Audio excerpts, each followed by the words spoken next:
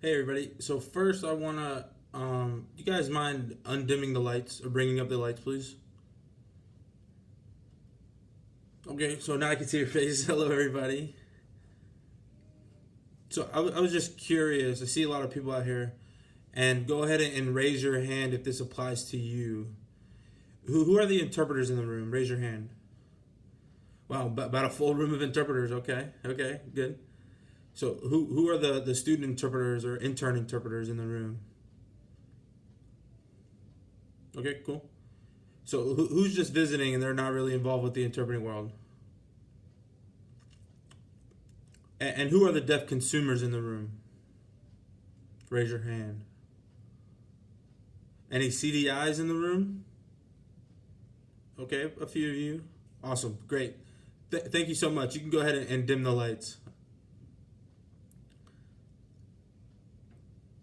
So, relating to deaf consumer, I've had a lot of discussions um, about this word and about this term. And those of you who said you are deaf consumers, I can say I am also a deaf consumer. And it wasn't my choice to be a deaf consumer either. I was actually born automatically as a deaf consumer. In my family picture, I have deaf parents, my deaf siblings, and in the picture when I was born, my dad had the '80s afro, with the slick mustache, with the hospital cap on, giving him the thumbs up. My mom was sitting there holding me as the baby, just worn out from labor. And there was actually a third person in my very first picture in this world. There was an interpreter with the surgical with the nurse's gown and everything on, and they were the interpreter. And they're in my very first picture in this world, and there's an interpreter. So that's what I'm saying when I say I was born into it. Right when I was born, there was an interpreter. As my life progressed, even in school, in elementary school, I was mainstream. My dad was kind of unsure what should I do. It would be better to put me in a public setting so I can get language acquisition. And there was an interpreter there. Every single picture, if you go through my picture collages, you know, I don't remember I don't remember students. I don't remember teachers, but I remember interpreters. They're everywhere. My family, we agree. We all agree that they're basically our friends and they're part of our lives. Growing up, I had different experiences and different struggles that my parents would have and we would have as a family. My parents would have to go to an IEP meeting, and they would see that the interpreter was there.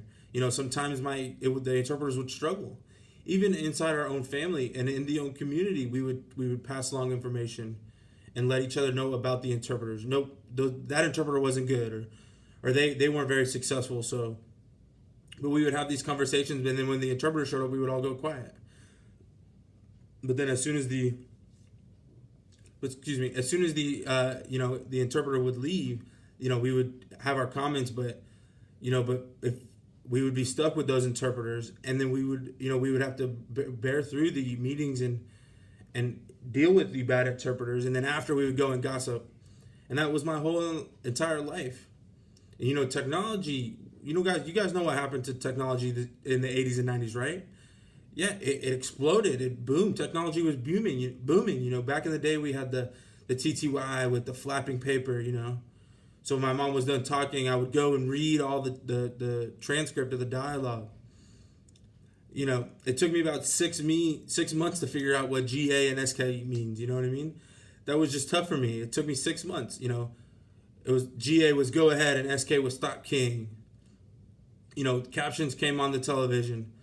Apple iPhones, and that's just crazy. They blew up. As a deaf user, this access is just so great. It's expanding. It's going everywhere.